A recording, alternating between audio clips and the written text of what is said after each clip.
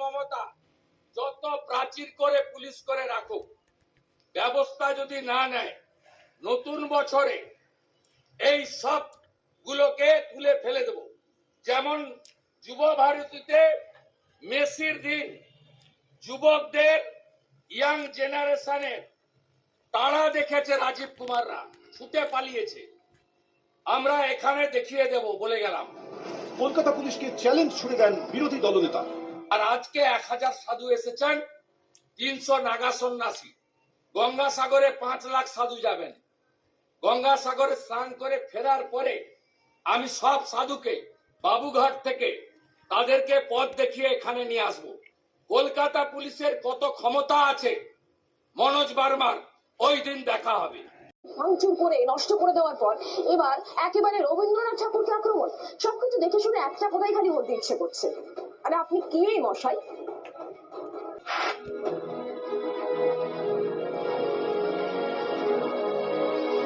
শোষণ, অবিচার, অশুভ শক্তির বিরুদ্ধে লড়াইয়ের আহ্বান জানিয়ে রচনা করেছিলেন বিশ্বকবি রবীন্দ্রনাথ ঠাকুর। তারই আমার সোনার বাংলা আমি তোমায় ভালোবাসি। বাংলাদেশের জাতীয় সঙ্গীত রবি ঠাকুর কি ভেবেছিলেন তার লেখা গান যে দেশে জাতীয় সঙ্গীত, সেই নৈরাজ্যের বাংলাদেশে তার বিরুদ্ধে বিষ ছড়াবে? হ্যাঁ, এটাই সত্যি। ওপার বাংলার অশিক্ষিত এক কট্টরপন্থী জামাত নেতার বিষাক্ত বাণী রবীন্দ্রনাথ নাকি ঢাকা বিশ্ববিদ্যালয়ের শত্রু। রবি ঠাকুরকে তিনি মানুষ বলেই মনে করেন না। আসুন শুনে নি মৌলবাদী নেতার বচন। ঠাকুরকে আমি মানুষই মনে করি না। ঠাকুর তো একটা হিন্দু মানুষ, ও মুসলমানের শত্রু, ও জাতির শত্রু, ও বাঙালিদের শত্রু, ও ঢাকা বিশ্ববিদ্যালয়ের শত্রু, ও বাংলা ভাষার শত্রু। তাকে দাম দিতে হবে না? আমি বিবেক বেঁচে খেয়েছি। আগে হ্যাঁ মশাই, আপনি আপনার বিবেক চেতনা সবই বেঁচে খেয়েছেন। আচ্ছা, রবীন্দ্রনাথ সম্পর্কে কি জানে এই অশিক্ষিত জামাত নেতা? রবীন্দ্রনাথ ঠাকুর হিন্দু বলেই তাদের গোসা? এপার বাংলা স্বাভাবিকভাবেই গর্জে উঠেছে। একটা মূর্খ সে রবীন্দ্রনাথকে বিশ্লেষণ করবে, রবীন্দ্রনাথকে এক্সপ্লেন করবে, রবীন্দ্রনাথকে ক্রিটিসাইজ করবে। সে কে? এটা পলিটিক্স কিভাবে করতে হয় সেটাই জানে না। ডিপ্লোমেসি তো অনেক দূরের কথা। এই মূর্খগুলো সবাই এক জায়গায় দাঁড়িয়েছে, কিছু বাড়ি ঘর ভেঙেছে, কিছু লোককে বেঁধেছে, কিছু জায়গায় আগুন লাগিয়েছে। এখন তারা কাউকে খুঁজে পায়নি, রবীন্দ্রনাথকে খুঁজে পেয়েছে। এক নজরে দেখিনি কবিগুরুর সঙ্গে ওপার বাংলার সম্পর্কের গভীরতা কোথায়। রবীন্দ্রনাথ তার সাহিত্য জীবনের গুরুত্বপূর্ণ অংশ পূর্ববঙ্গ, বর্তমান বাংলাদেশে কাটিয়েছেন, বিশেষত শিলাইদহ ও শাহজাদপুরে। 1905 সালের বঙ্গভঙ্গ বিরোধী স্বদেশী আন্দোলনের প্রেক্ষিতে লেখা আমার সোনার বাংলা এই গানটি পরবর্তী সময় বাংলাদেশের জাতীয় সঙ্গীতে পরিণত হয়। নজরুল স্মৃতিধন্য ছায়ানটে তাণ্ডব চালিয়ে আগে সীমা ছাড়িয়েছে বাংলাদেশ। এবার রবীন্দ্রনাথকে গালিগালাজ করে আরো গোল্লায় যাচ্ছে অবোধ বাংলাদেশ। মৌলবাদী জামাত নেতার উদ্দেশ্যে একটাই কথা বলা যায়, আপনি জাহান্নামে যান। ব্যুরো রিপোর্ট, জি24 ঘন্টা। আর এবার যে ছবি দেখাবো, বাংলাদেশ জুড়ে তো শুধুমাত্রই নৈরাজ্য, শুধুমাত্রই অরাজকতা। সেখানে হিন্দু নিধন চলছে, হিন্দু নিধন যজ্ঞ চলছে। তার মধ্যে বাংলাদেশের সংস্কৃতির আর লেশ মাত্র নেই, কারণ সেখানে রক স্টার জেমসের একটা কনসার্ট ছিল গতকাল, তা একেবারে পণ্ড করা হয়েছে। বেশ কিছু জামাত সেখানে দাপাদাপি করে, বেশ কিছু মৌলবাদী সেখানে দাপাদাপি করে, এবং তার ফলে গোটা অনুষ্ঠানটাই একেবারে পণ্ড হয়ে যায়। ফরিদপুর জেলা স্কুলে 185 বছর পূর্তি উপলক্ষে গতকাল রাত 9টার সময় সেই অনুষ্ঠানের আয়োজন করা হয়। তবে বেশ কিছু বহিরাগত আসে সেখানে এবং সেখানে রীতিমতো তাণ্ডব চালায়। আর এখানে প্রশ্ন, এই বাংলাদেশ কি বোঝে? এই বাংলাদেশ সংস্কৃতি বোঝে না, এই বাংলাদেশ কিছুই বোঝে না, শুধুমাত্রই মৌলবাদী আর কট্টরপন্থীদের দাপাদাপি।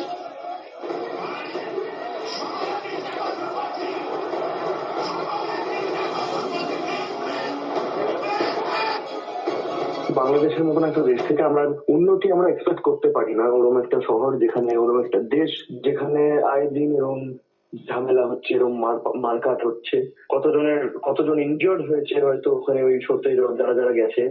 বাংলাদেশের যারা আর্টিস্ট আছে, লোকপ্রিয় যারা আছে, অনেকজন, আমি শিওর অনেকজন ওখানে হবে যারা অনেক ফ্যান্স ওদের আছে বাংলাদেশে। ওদেরও এবার একটু স্ট্যান্ড নেওয়া উচিত, কারণ যতদিন ওরা স্ট্যান্ড না নেবে ততদিন এই রুথলেস বিহেভিয়ার, এই বাংলাদেশি যারা অ্যাটাকস গুলো করছে, এটা চলতেই থাকবে।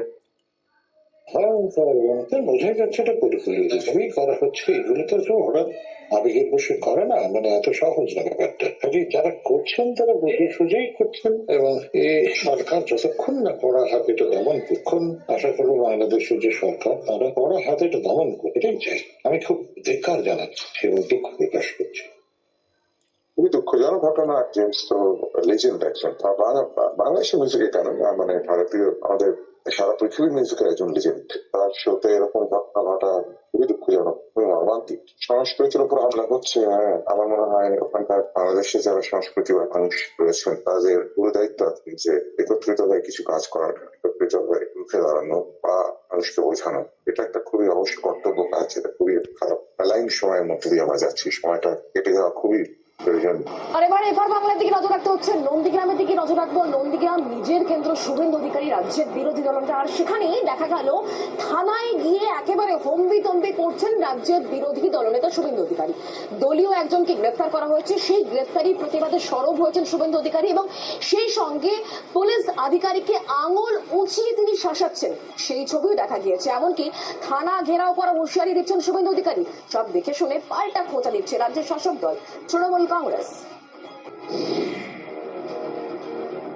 রন্ধ্রে রন্ধ্রে সব লোক ঢুকে আছে, রন্ধ্রে রন্ধ্রে। মমতাকে হারানো লোক আমি 5 বছর সরকার চালাতে দিইনি। আপনার পুলিশ মন্ত্রী টেংরি কাপে আমাকে দেখলে বলে গেলাম, খুব খারাপ জায়গায় হাত দিয়েছেন, মহিলার গায়ে হাত দিয়েছেন। থানা নন্দীগ্রাম, জেলা পূর্ব মেদিনীপুর। আঙুল উঁচিয়ে শাসানি শুভেন্দু অধিকারীর। তার রুদ্র মূর্তির সামনে কার্যত সিটিয়ে থানার পুলিশ কর্মী। দুদিন আগে নন্দীগ্রামে তৃণমূলের উন্নয়নের পাঁচালী কর্মসূচিতে ভাঙচুরের অভিযোগে গ্রেফতার করা হয় বিজেপি মণ্ডল সভাপতি ধনঞ্জয় ঘোড়ার ভাই গৌরাঙ্গ ঘোড়াকে। নিজের গড়ে দলীয় নেতার ভাইয়ের গ্রেফতারিতে আসরে নামলেন স্বয়ং বিরোধী দলনেতা। সটার নন্দীগ্রাম থানায় হাজির হয়ে পুলিশের উপর হম্বিতম্বি করতে দেখা গেল শুভেন্দুকে। রন্ধ্রে রন্ধ্রে সব লোক ঢুকে আছে, রন্ধ্রে রন্ধ্রে। মমতাকে হারানো লোক আমি 5 বছর সরকার চালাতে দিইনি। আপনার পুলিশ মন্ত্রী টেংরি কাপে আমাকে দেখলে বলে গেলাম, খুব খারাপ জায়গায় হাত দিয়েছেন, মহিলার গায়ে হাত দিয়েছেন। সকালেও এখানে মন্ডল সভাপতি ভাইকে গ্রেপ্তার করেছে ফলস কেস, ওদের ওই চুরির পাঁচালী।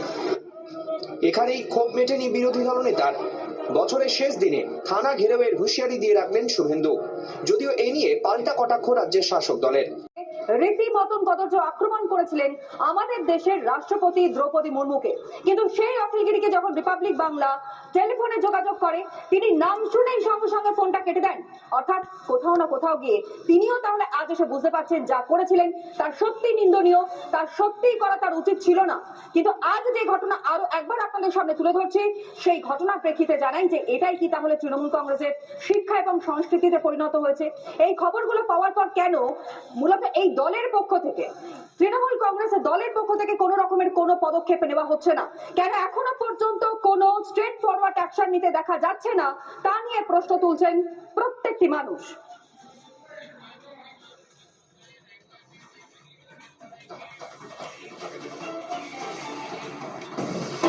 সামনে রাখি যে নন্দীগ্রামেও রীতিমতন বিজেপি করার অপরাধে তাদেরকে মিথ্যে মামলায় ফাঁসানো হচ্ছে, এমনকি রাতের অন্ধকারে বাড়িতে যাওয়া হচ্ছে, মহিলাদেরকে পর্যন্ত রেয়াত করা হচ্ছে না। পুলিশের নির্যাতনের অভিযোগ সামনে আসছে, যেই অভিযোগ সামনে আসবার পর রাজ্যের বিরোধী দলনেতা শুভেন্দু অধিকারী তিনি রীতিমতন নন্দীগ্রাম থানায় পৌঁছে গিয়েছিলেন।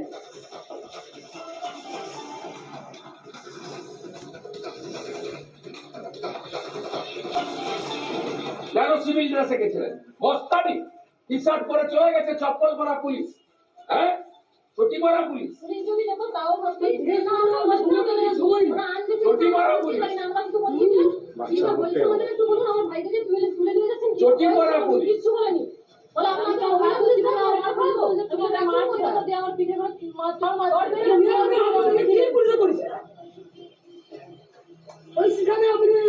হাতি দেয়নি তাদের টোটোতে কালকে, পুকুরে পড়ে একটা ফ্লেক্স ছিঁড়েছে, সেটা পুরো চাপিয়ে দিয়েছে সাজসিক করে। একদিনও কলেজ করে না ওই ছোকরাটা, এই গর্গনা হলো একদিন, আরে একদিনও কলেজ করে না, এইসব করে বেড়া, আর এরা থর করে খাবে।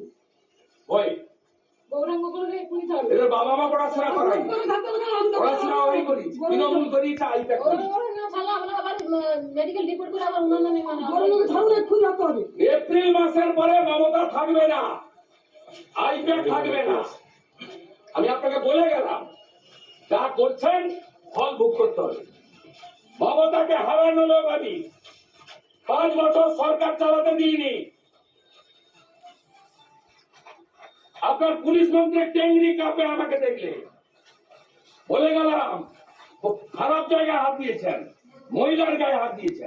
মেডিকেল করাও, যা যা বলে গেল আমি কি করতে হয় করবো, তুমি শুধু মেডিকেল যা যা বলে গেল করো, যা যা বলে গেলাম করো, বাকি জানো তুমি একদম থাকবে না, তুমি মেডিকেল যা যা করছো করো, এদেরকে নিয়ে যাও, মেডিকেল করো। তপশিলি মহিলাকে হেনস্থা, এমনকি তার জামা কাপড় পর্যন্ত ছিঁড়ে দেবার অভিযোগও সামনে আসছে। বিজেপি কর্মীকে মিথ্যে মামলায় ফাঁসিয়ে গ্রেফতারির অভিযোগ পুলিশের বিরুদ্ধে যেমন রয়েছে, ঠিক তার পাশাপাশি তপশিলি মহিলার বাড়িতে ঢুকে হেনস্থা, তপশিলি মহিলাকে মারধর করে পুলিশ। নন্দীগ্রাম থানায় ইতিমধ্যে প্রতিবাদে সেই ছবি আপনারা দেখেছেন। বিরোধী দলনেতা তিনি গিয়েছেন, হুঁশিয়ারি দিয়েছেন। পাশাপাশি সেই অভিযোগ আপনাদের কাছে রাখবো। আক্রান্ত ওই তপশিলি মহিলা তিনি ঠিক কি অভিযোগ করছেন পুলিশের বিরুদ্ধে, শুনুন। পুলিশ আমার কাপড় টাপড় ব্লাউজ ফ্লাউজ সব ছিঁড়ে দিয়েছে।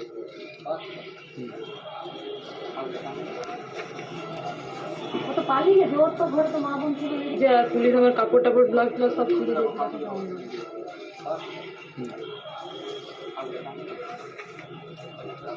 পালিয়ে জোর তো ঘরে তো মা বোন ছিল, যে পুলিশ আমার কাপড় টাপড় ব্লাউজ ফ্লাউজ সব ছিঁড়ে দিয়েছে।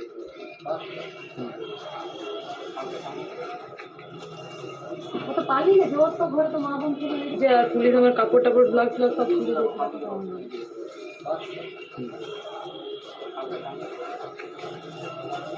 পালিয়ে জোর তো ঘরে তো মা বোন ছিল, যে পুলিশ আমার কাপড় টাপড় ব্লাউজ ফ্লাউজ সব ছিঁড়ে দিয়েছে।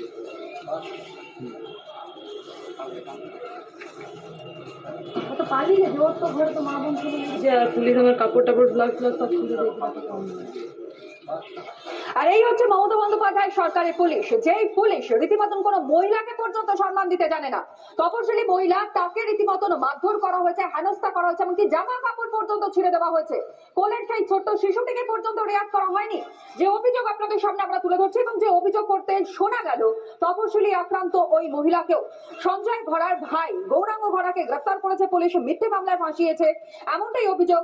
রাতে বিজেপি কর্মীর বাড়িতে হানা দেয় পুলিশ এবং বিজেপি কর্মীর স্ত্রীর সঙ্গে অশালীন আচরণ, ছিল না কোনো মহিলা পুলিশও। রিপাবলিকে প্রতিক্রিয়া দিতে গিয়েও কিন্তু সে বক্তব্য সামনে আসে। অন্যদিকে মিথ্যে মামলায় যে বিজেপি কর্মীকে ফাঁসানো হয়েছে, তার দাদা কি অভিযোগ করছেন, শুনুন। দেখুন, গত কয়েকদিন আগে একটা পথ দুর্ঘটনায় আমাদের ভেকুটিয়া অঞ্চলে আমার নিজের বুথে একটা ওদের টোটো গাড়িটা ভাঙচুর হয়। মানে পথ দুর্ঘটনায় ঘটনা ঘটেছে, সেটাকে রাজনৈতিক আক্রোশ মেটানোর জন্য এখানকার তৃণমূল নেতারা এতটা অস্তিত্বহীনতায় ভুগছে। সেখানে আমার ফ্যামিলির, আমার ভাই সহ বিজেপির কর্মীর নামে একটা কমপ্লেন করে।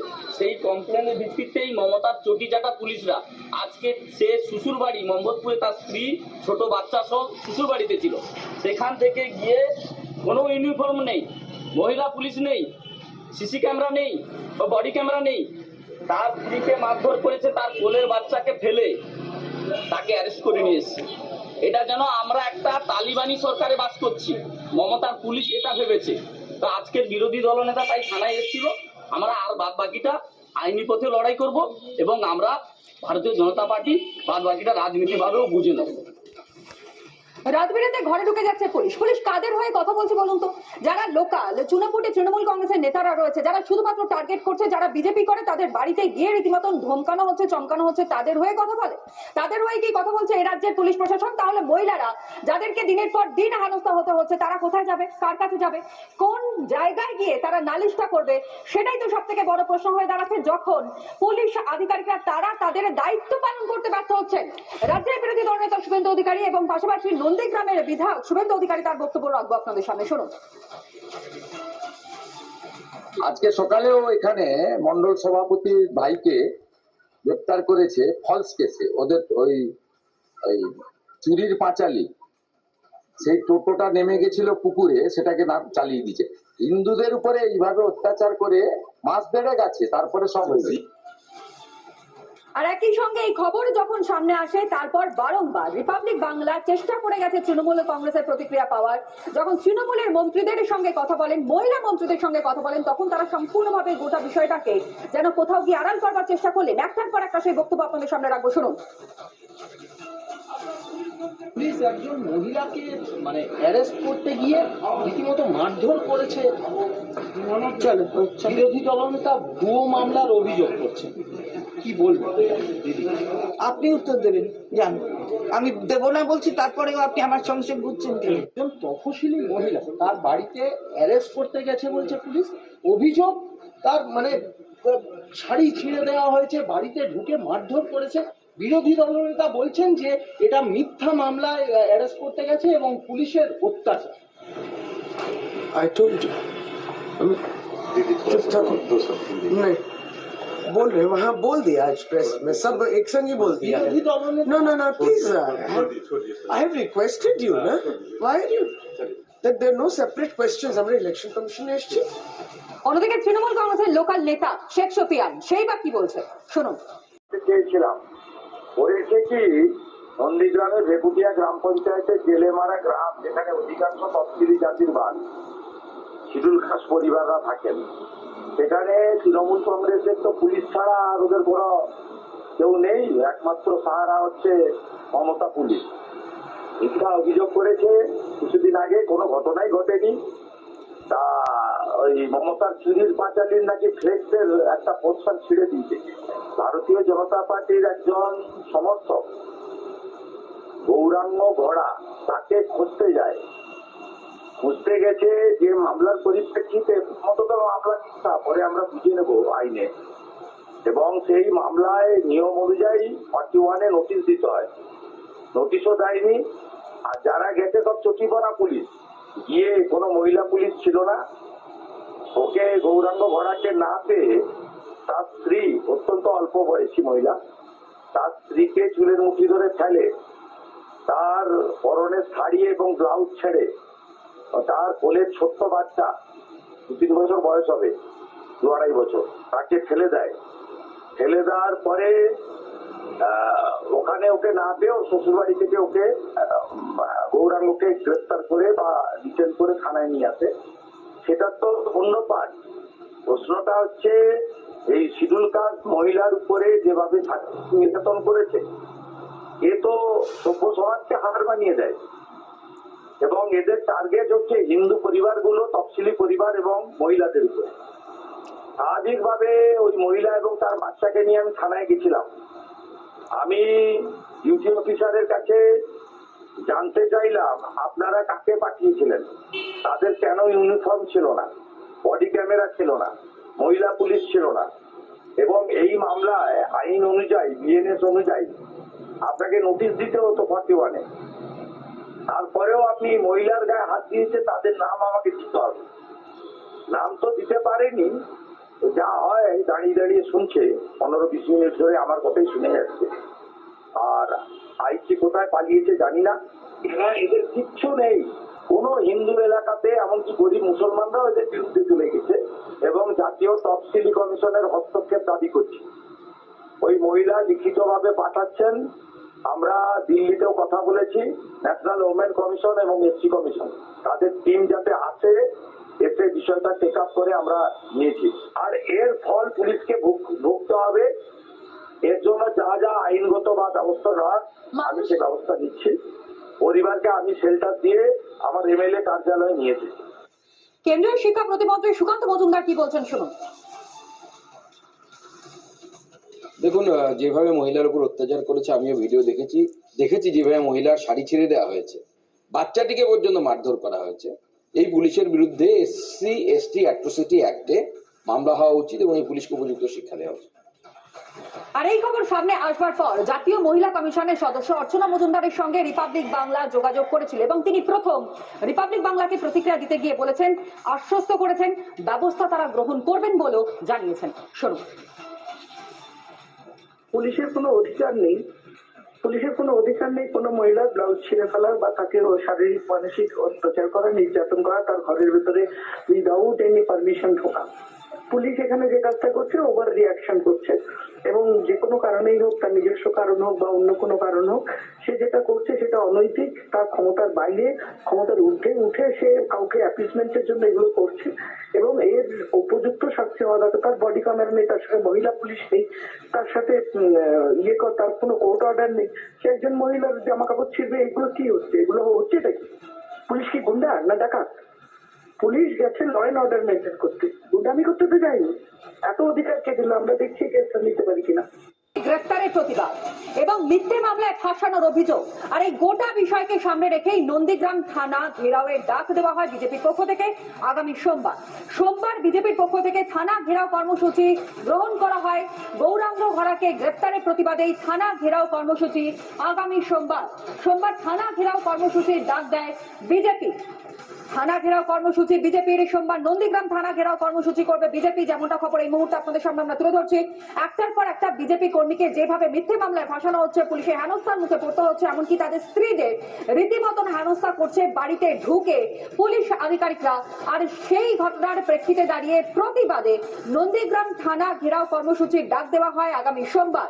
গৌরাঙ্গ ঘরাকে গ্রেফতারের প্রতিবাদেই থানা ঘেরাও কর্মসূচি, সোমবার থানা ঘেরাও কর্মসূচি বিজেপি।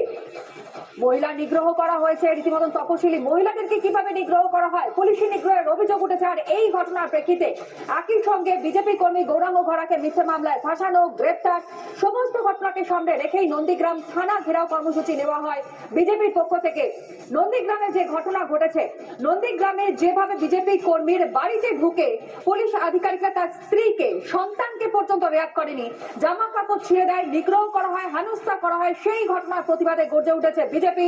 নন্দীগ্রাম থানা ঘেরাও কর্মসূচি এবং সোমবার রয়েছে এই কর্মসূচি। সোমবার নন্দীগ্রাম থানা ঘেরাও করবে বিজেপি। অন্যদিকে এই খবর জানার পরই নন্দীগ্রামের বিধায়ক শুভেন্দু অধিকারী তিনি পৌঁছে গিয়েছিলেন নন্দীগ্রাম থানায়, রীতিমতন হুঁশিয়ারি দিয়েছেন। মমতা বন্দ্যোপাধ্যায় দলদাস পুলিশ বলে অভিযোগ করতে বারংবার শোনা যায়, এবং কোথাও গিয়ে পুলিশের ভূমিকা নিয়েও রীতিমতন প্রশ্ন উঠছে এই ঘটনায়। নন্দীগ্রামে সেখানে বিজেপি কর্মী তার বাড়িতে পুলিশে ঢুকে যায় এবং তার স্ত্রীকে নিগ্রহ করা হয়, জামা কাপড় ছিঁড়ে দেওয়া হয়, এমনটাই অভিযোগ। এমনকি কোলে শিশুকে পর্যন্ত মারধর করা হয়েছে।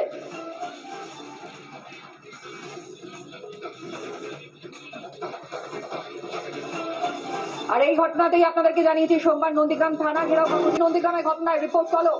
নন্দীগ্রামের ঘটনাতে এবার রিপোর্ট তলব করলো জাতীয় মহিলা কমিশন। পূর্ব মেদিনীপুরে পুলিশ সুপারের থেকে রিপোর্ট তলব। কি পদক্ষেপ নেওয়া হয়েছে জানতে চাওয়া হয়েছে। আরো একবার আপনাদের জানাবো, নন্দীগ্রামের ঘটনায় রিপোর্ট তলব করলো এবার জাতীয় মহিলা কমিশন। পূর্ব মেদিনীপুরে পুলিশ সুপারের থেকে রিপোর্ট তলব। কি পদক্ষেপ নেওয়া হয়েছে জানতে চাওয়া হয়েছে, জানালেন জাতীয় মহিলা কমিশনের সদস্য অর্চনা মজুমদার। কিছুক্ষণ আগেও আপনাদেরকে জানাচ্ছিলাম যে এই খবর জানবার পরে রিপাবলিক বাংলার প্রথম প্রতিক্রিয়া অর্চনা মজুমদার দেন, এবং তিনি আশ্বস্ত করেছেন গোটা বিষয়টা তিনি দেখবেন, এবং সেই অনুযায়ী তিনি মূলত এই রিপোর্ট তলব করেছেন পূর্ব মেদিনীপুরে পুলিশ সুপারের থেকে।